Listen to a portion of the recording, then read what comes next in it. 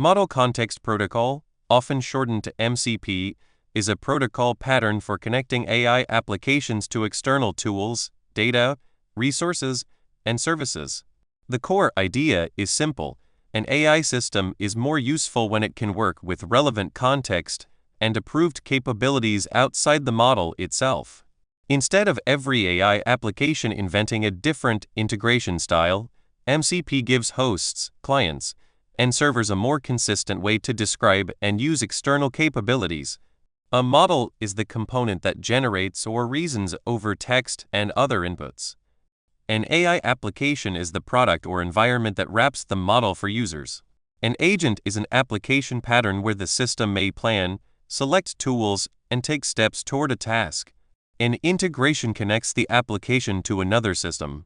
An MCP connection is one structured way to expose those integrations, so the AI application can discover resources, call tools, or use prompts templates under defined rules. MCP is often compared to a standard integration layer for AI applications because it separates the AI experience from the mechanics of each external system. A developer tool, a documentation source, a ticketing platform, a file system, a database, or an internal API can be exposed through a server with capabilities the host can understand. That does not mean every capability is automatically safe or appropriate. It means the integration surface can be made more consistent and governable. Developers care about MCP because it can reduce repeated integration work. Security teams care because it makes data flow, permissions, and tool use easier to inventory and review. Operations teams care because connected tools need ownership, logging, reliability, and incident response. Products teams care because MCP can make AI features more useful without hard-coding every connection. The most important habit is to understand MCP as architecture, not merely as a plugin feature. An MCP architecture usually starts with a host application. The host is the AI application or work environment where the user interacts with the model. Inside or alongside the host, an MCP client communicates with one or more MCP servers. The server exposes capabilities such as tools, resources, or prompts. Those capabilities may connect to downstream systems such as local files, cloud services, developer platforms, ticketing systems, databases, monitoring tools, or internal APIs. The host, client, and server roles matter because they separate responsibilities. The host decides how the user experience works and how model interaction is orchestrated. The client handles the MCP connection to a server. The server describes available capabilities and carries out requests according to its implementation and policy. This separation helps an AI application use external systems without embedding every integration detail directly into the host. MCP servers can be local or remote. A local server may run on the same machine as the host and expose local tools or files.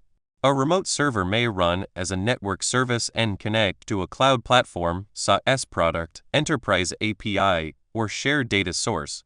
Local and remote models create different operational concerns. Local servers may raise workstation access and execution questions. Remote servers may raise authentication, transport, tenant isolation, availability, and vendor governance questions. Identity flows through this architecture in several ways. A user identity may represent the person making the request. An application identity may represent the host. A service identity may represent the server or downstream integration. The model may propose a tool call, but it should not become the permission system. MCP helps separate AI application behavior from external system integration, but teams still need to design authorization, consent, logging, and ownership around the full path. MCP capabilities commonly appear as tools, resources, and prompts. A tool is a callable operation exposed by a server. It may look up information, query a system, create a ticket, summarize a file, trigger a workflow, or perform another defined action. A resource is data or content made available as context, such as a file, schema, record, document, repository item, or application-specific object. A prompt is a reusable prompt template or interaction pattern exposed by a server. Tools and resources are easy to confuse, but they serve different roles. A resource gives the AI application content to reason over. A tool does something or requests something. Reading an API schema as context is different from calling an operation that changes a system. Fetching a document is different from updating a ticket. Good courseware, documentation, and system design should make those distinctions visible because the risks and approval needs are different. Prompts are also distinct from user messages and system instructions. A prompt template may help standardize how a task is framed, but it should not be treated as a replacement for policy or access control. Tool descriptions, resource metadata, and prompt templates all influence model behavior. They affect what the model thinks a capability is for, when it should be used, and how the result should be interpreted. That makes capability metadata operationally important. Capabilities should be clear, narrow, documented, and understandable. A narrowly described read-only lookup is easier to review than a broad tool that can perform many unrelated actions. Documentation should explain purpose, owner, inputs, outputs, permissions, data sensitivity, and expected use. This is not just tidiness. Clear capability boundaries reduce confusion, make approval decisions easier, and help teams scale MCP adoption without losing track of what each integration can actually do. Capability discovery is the process by which an MCP client learns what a server offers. At a high level, the client can discover available tools, resources, or prompts and make those capabilities available to the host application. Discovery helps avoid hard-coding every integration into the AI application.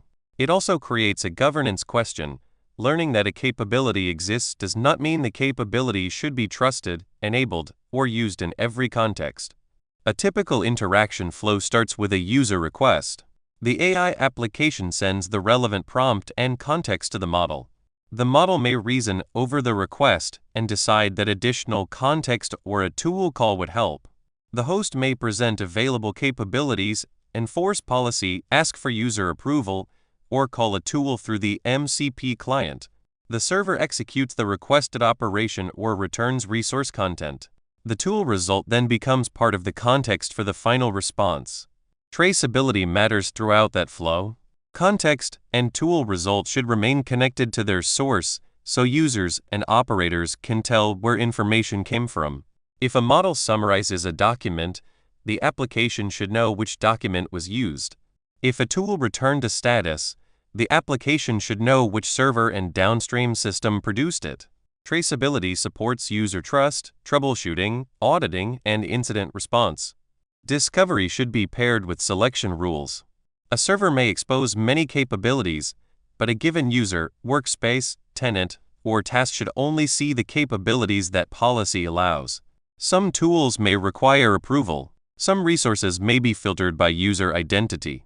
Some capabilities may be disabled in production. MCP gives teams a structured interaction model, but the host application still needs to decide what context and actions are appropriate for the current request. MCP is useful when an AI application needs current information or controlled access to external capabilities. Common examples include developer tools, code repositories, documentation lookup, file and knowledge base access, ticketing systems, calendars and email at a high level, databases, cloud services, internal APIs, monitoring systems, business workflow automation, and local productivity tools. These use cases are broad, but they share a common need. The AI system must connect to something outside the model. Developer workflows are a natural fit.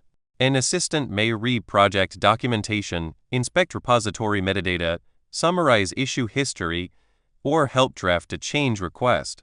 Operations workflows are another fit. An assistant may retrieve monitoring context, summarize alerts, look up runbooks, or create a ticket for a human team. Business workflows may use approve access to calendars, documents, customer records, or internal knowledge bases to help users complete routine tasks. Some use cases should be read-only. Documentation lookup, status retrieval, schema inspection, and search can often provide value without changing external systems. Other use cases are write-capable and require stronger controls. Creating tickets, sending messages, modifying files, updating records, changing cloud resources, or triggering workflows can affect real people and systems. The difference between reading and acting should be obvious to the user and enforced by the application. The best use cases start with a clear job to be done. What does the user need? What data is required? What action is allowed? Which identity should be used? And what evidence should be logged? Without that clarity, teams can end up connecting tools because they are available rather than because they are appropriate. MCP adoption works best when capabilities are tied to well-bounded workflows, not treated as a universal permission to let the model do anything connected systems can do. Identity design should be part of MCP planning from the start. An integration may act as the user, as the application, or as a service account. Those choices affect auditability, least privilege, and user expectations. User identity answers who requested the work. Application identity answers which host or product is making the call. Service identity answers what backend component is performing the integration. Good design keeps these identities distinct enough to reason about authorization. Delegated access is a common pattern where an application acts on behalf of a user within defined limits. Service accounts may be appropriate for system-level workflows, but they should be narrowly scoped and monitored. Secrets and tokens should be protected from prompts, logs, and unnecessary tool exposure. Least privilege means each server, tool, or credential receives only the permissions needed for its intended use, in the intended context, for the intended users. Consent and user approval are different from model preference. A model may propose an action, but the application should verify whether the action is allowed and whether the user intended it. For low-risk read-only requests, policy may allow execution without interruption. For higher-impact actions, the user may need a clear approval prompt showing what will happen. Approval should be specific enough to matter, not a vague blanket acceptance of future activity. Tenant and workspace boundaries also matter. A user in one workspace should not gain access to another workspace because a tool or resource is broadly connected. A model-generated action request should not bypass application authorization. MCP integrations should not rely on the model as the final permission system. The stable rule is simple. The model can help decide what might be useful, but identity-aware application logic and downstream policy decide what is allowed. MCP systems move data through prompts, user files, retrieved resources, tool results, server metadata, logs, cached content, memory features, and downstream services. Each movement changes exposure. A file that was safe in a private workspace may become riskier if placed into a model context, copied into logs, cached for later use, or sent to a remote server. Data handling rules should describe what can enter the system, where it can be stored, and how long it can remain. Trust boundaries are points where data, identity, permissions, or assumptions change. User input crosses a boundary when it influences model behavior. External content crosses a boundary when it enters context. Tool results cross a boundary when they move from a downstream system back to the host. Server metadata crosses a boundary when it influences model tool selection. Data flow diagrams should show these transitions instead of treating the AI application as one opaque box. External content should be treated as untrusted input. A document, web page, issue, email, repository file, or resource may contain inaccurate, stale, or misleading text. That content can still be useful, but it should not override trusted configuration or policy. Provenance helps the system and user understand where content came from. Tenant isolation and per-user filtering prevent one user's data from becoming another user's context. Data minimization reduces how much sensitive information is exposed. Retention and logging require careful design. Logs can support investigation, but they should avoid unnecessary secrets, credentials, regulated data, or sensitive user content. Cached content and memory can improve usability, but they need boundaries and deletion rules. Sensitive data should be protected before it reaches the model where possible. MCP fundamentals are not only about connecting systems, they are about keeping information understandable and controlled as it moves across systems. MCP needs operational governance, not only developer experimentation. A server inventory should record which MCP servers exist, who owns them, where they came from, what version is running, what dependencies they use, and which environments allow them. A tool inventory should record purpose, permissions, data sensitivity, downstream systems, approval requirements, and current status.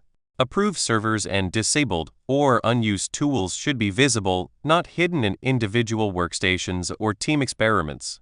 Monitoring should cover tool calls, server connections, resource access, authorization decisions, user approvals, policy denials, errors, and unusual use. These events help teams troubleshoot problems and investigate incidents. For example, if a tool starts failing after a server upgrade, operations needs version and error information. If a sensitive resource is accessed unexpectedly, security needs user tool, server, and policy context. Observability turns MCP behavior into something the organization can manage.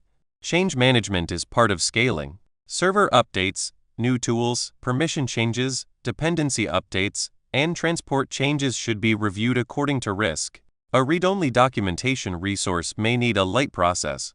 A write-capable tool connected to production systems needs stronger review, testing, approval, and rollback planning.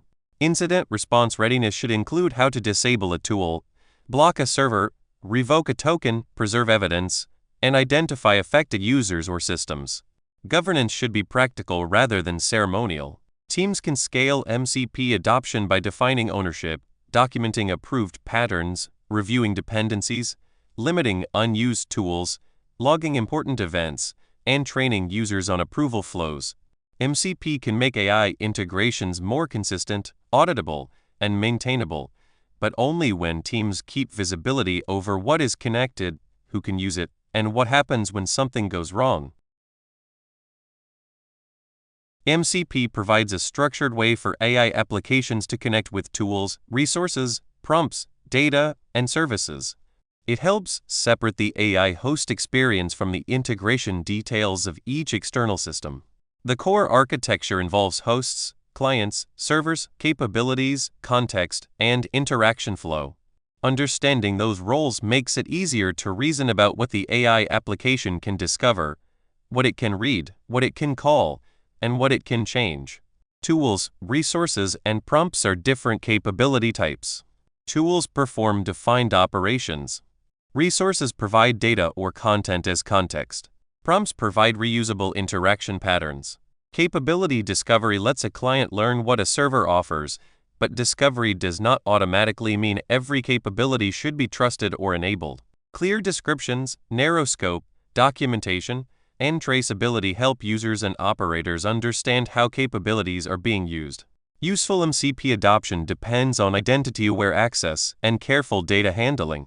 User identity, application identity, service identity, delegated access, consent, least privilege, and tenant boundaries all shape safe use.